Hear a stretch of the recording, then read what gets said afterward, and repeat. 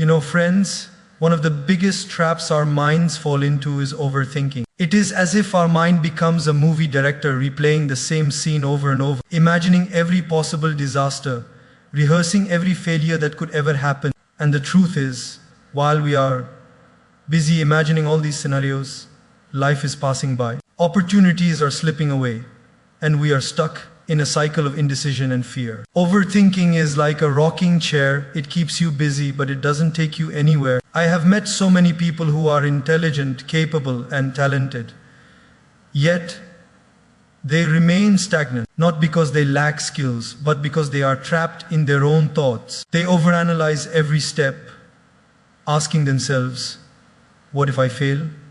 What if I'm not good enough? What if it goes wrong? And the what is multiply endlessly until they feel paralyzed, unable to take even the smallest step forward. But here's the beautiful secret.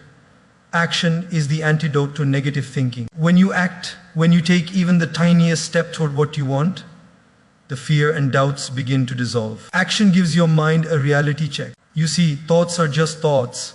They can make mountains out of molehills. But action turns imagination into experience. And experience, my friends, is far more powerful than imagination. Action gives you lessons that thinking alone can never provide. When you move, you discover that failure is not as frightening as you imagined, that challenges are not as insurmountable as they seemed, and that your mind often exaggerates problems far beyond their reality. Action gives you confidence because confidence is not born in your comfort zone, it is forged in the heat of doing, in the courage of trying, in the perseverance of failing and trying again. Sometimes people wait for the perfect moment to act, thinking that preparation, planning, or the right conditions will save them from mistakes. But here's the truth: perfection is a myth. Life rarely offers the perfect circumstances. If you wait for the right time, you may wait forever. The only way to defeat negative thinking is to confront it with purposeful movement. Start small, start imperfectly, but start. Even the tiniest action, like making a phone call, sending an email, or speaking up in a meeting, sends a signal to your mind that you are in control, not your doubts. Each step builds momentum, and as momentum grows, the noise of negativity gradually fades. Taking action also shifts your energy. When you overthink, energy drains from your body and mind. When you act, energy flows. Your nervous system engages. Your mind focuses. And suddenly, the weight of imagined fears lightens. Action creates a rhythm, a pattern of productivity, and a sense of accomplishment that feeds your soul. And the more you act, the more you realize that your mind is not your master. You are the master of your mind. Through action, you reclaim control, and slowly, negative thinking loses its power, its grip weakens, and you feel liberated from the tyranny of doubt and fear. Friends, one of the most powerful tools to defeat negative thinking is the simple act of questioning your thoughts. Most of the time, our minds run on autopilot. Thoughts appear, and we treat them as truth without ever pausing to examine them. We think, I am not good enough, or this will never work out. And we accept these thoughts as facts. But here's the reality: a thought is not a fact. It is just a story your mind is telling you. And like any story, it can be true, or it can be false, or it can be a distorted version of reality. Yet, because we believe our thoughts without question, we let them control our emotions, our decisions, and ultimately, our lives. Imagine for a moment that your mind is like a wild monkey, jumping from branch to branch. Some branches are strong, offering truth and wisdom, but others are weak and shaky, made of fear, doubt, and negativity. If you follow the monkey blindly, you risk falling. But if you stop, observe, and question where the monkey is going, you regain control. Questioning your thoughts is like being a wise observer of your own mind. Ask yourself, is this thought really true? Do I have evidence for this?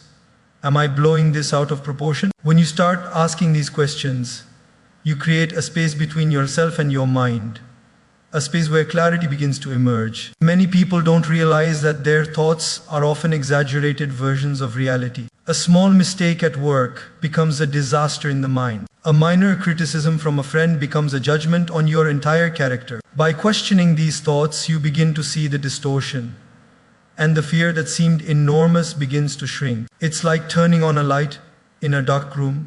Suddenly, the shadows that frightened you vanish. You realize that your mind is capable of creating problems that don't even exist, and that you have the power to decide which thoughts deserve your attention. Another important aspect of questioning your thoughts is recognizing patterns. Notice how certain negative thoughts repeat themselves.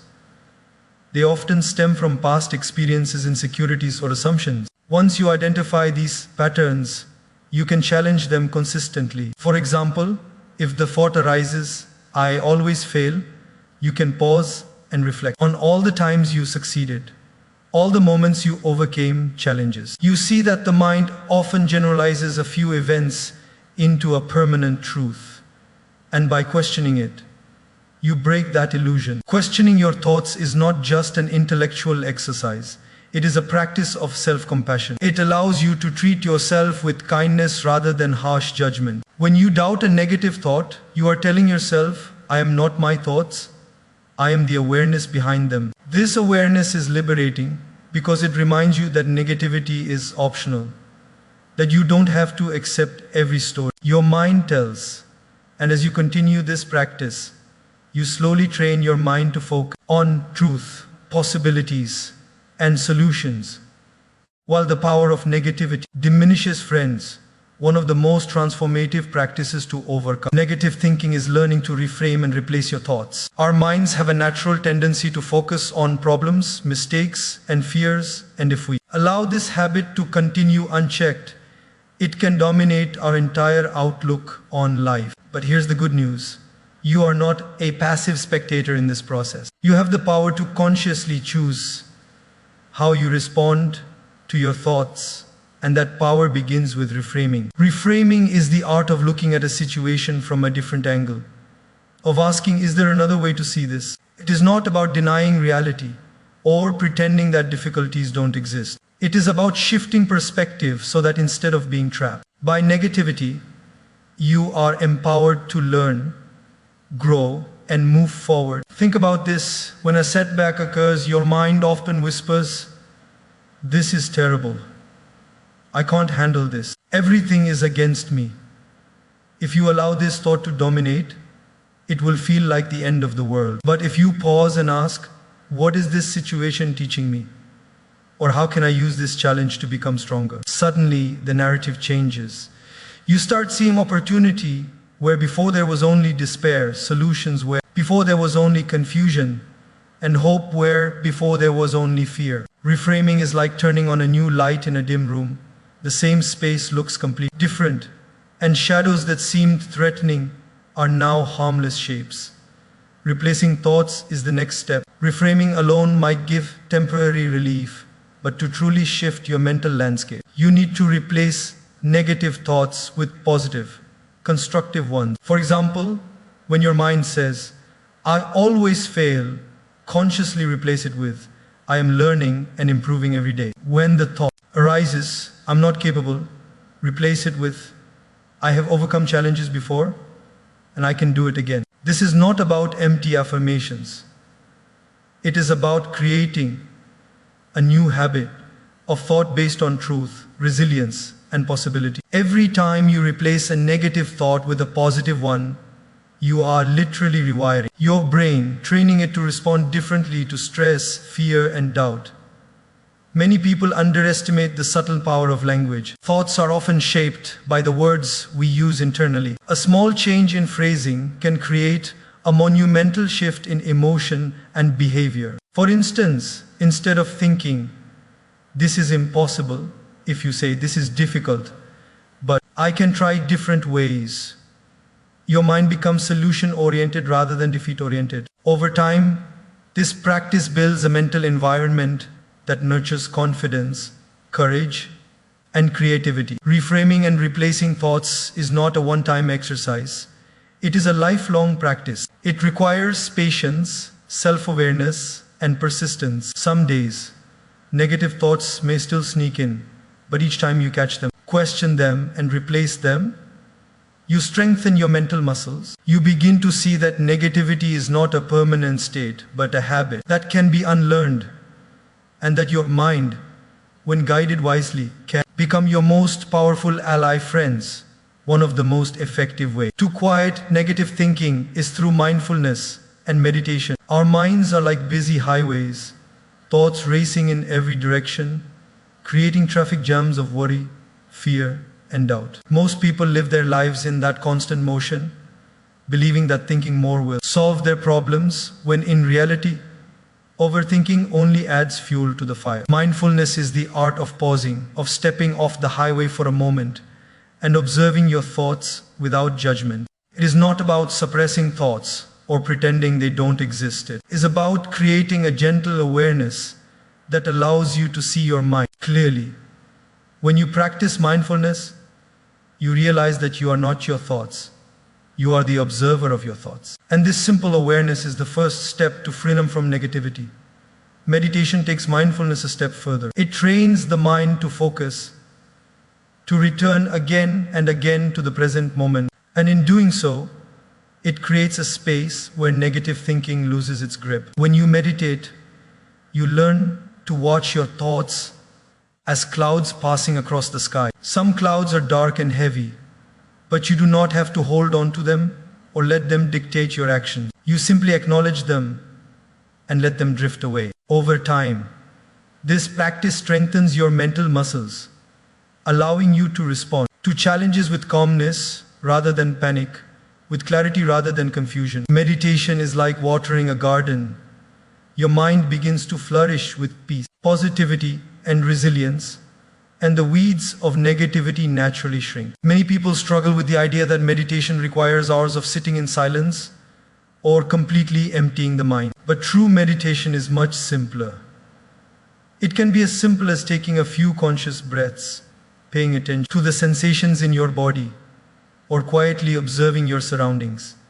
The key is consistency and awareness. Even a few minutes every day can create profound changes in the way your mind functions. Your brain begins to form new patterns, and you notice that you are less reactive, less anxious, and less controlled by negative thought loops. Mindfulness and meditation also help you recognize triggers the situation, people, or thoughts that consistently give rise to negativity. By noticing these triggers without judgment, you can respond consciously rather than react automatically. For instance, when criticism comes, instead of spiraling into self-doubt, mindfulness allows you to observe your initial reaction, assess its validity, and respond thoughtfully.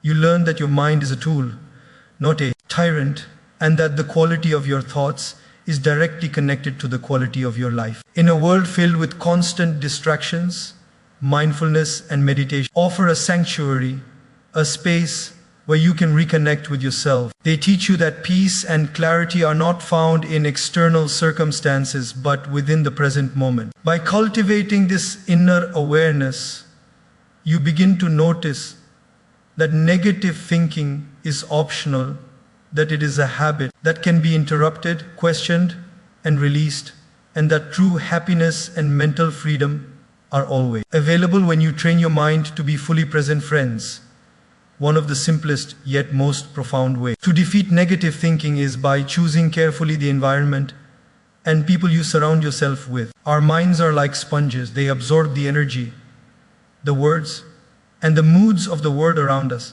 If you spend your time with negativity, criticism, and constant complaining, your mind begins to adopt the same patterns, and before long, your thoughts become clouded with doubt, fear, and pessimism. But if you consciously choose positivity, uplifting people, inspiring books, encouraging conversations, and enriching experiences, your mind starts to mirror that energy. You begin to notice hope where before there was despair, solutions where before there was confusion, and courage where before there was hesitation. It is said that we are the average of the 5 people we spend the most time with. Think about that for a moment. Who are the people you allow into your mental space? Are they supportive, uplifting, and solution-oriented, or are they constantly bringing you down with complaints, blame, and criticism? Surrounding yourself with positive influences does not mean ignoring reality or avoiding honest feedback, but it does mean prioritizing interactions that nourish your mind rather than drain it. Every conversation, every shared story, every word you absorb contributes to the patterns of your thinking. And consistent exposure to positivity strengthens the neural pathways of optimism and resilience.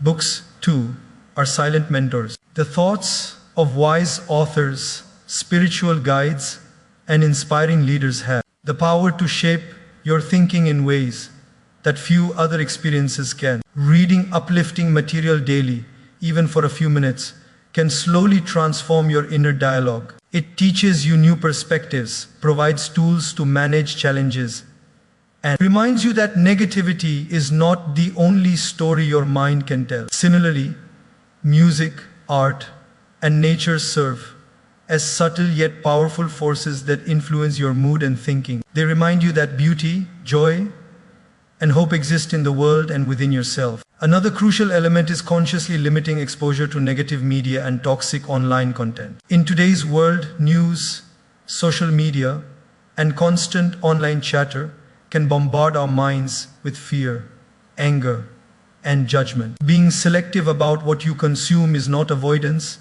it is an act of self-respect and mental hygiene. Choosing content that inspires, educates, and motivates keeps your mind fertile for positive thinking. Finally, remember that positivity is contagious. When you surround yourself with uplifting influences, you are not only transforming your own thinking but also creating an environment where others feel encouraged. Kind words, supportive actions, and genuine care create a ripple effect. Your mental space becomes a sanctuary where negativity struggles to survive, and your mind begins to naturally gravitate toward hope, gratitude, and solution. By consciously curating your environment and associations, you provide fertile ground for positive thinking to grow and flourish, while the weeds of negativity gradually lose their hold. One of the biggest reasons negative thinking gains power over us is because we spend so much time overanalyzing, imagining worst-case scenarios, and waiting for the perfect moment to act. The mind is a brilliant servant but a terrible master. When we allow it to run unchecked, it creates mountains out of molehills, magnifying small problems into overwhelming challenges. Many people, despite having immense potential, remain stuck not because they lack talent or resources, but because they are trapped in the labyrinth of their own thoughts. Overthinking keeps us busy yet paralyzed. We feel productive while in reality we are moving nowhere. It is like being on a treadmill. You are exerting energy, but not covering any distance. Action is the antidote to this trap. When you take a step, no matter how small, you shift the balance from imagination to reality. Action forces the mind to confront the truth of a situation rather than endlessly speculate about it. You discover that problems are often not as catastrophic as your mind made them appear, and challenges are rarely as insurmountable as fear painted them to be. Every action, even if imperfect, provides feedback. It teaches you lessons that thinking alone cannot. When you act, you gain clarity, confidence, and momentum. Fear begins to lose its grip because it is confronted with evidence, not imagination. Many people wait for the perfect moment or ideal conditions to act, believing that preparation will eliminate all risk. But life rarely provides perfect conditions. Waiting often becomes a subtle form of procrastination, and time slips away silently while we remain immobilized. True courage and freedom from negative thinking come when you decide to start despite uncertainty. Small steps create a rhythm, a habit of action, and gradually the cycle of overthinking is replaced by a cycle of doing, learning, and growing. Each action you take, no matter how minor, sends a message to your mind. I am in charge, not my fears. Action also transforms energy. Overthinking drains vitality and focus.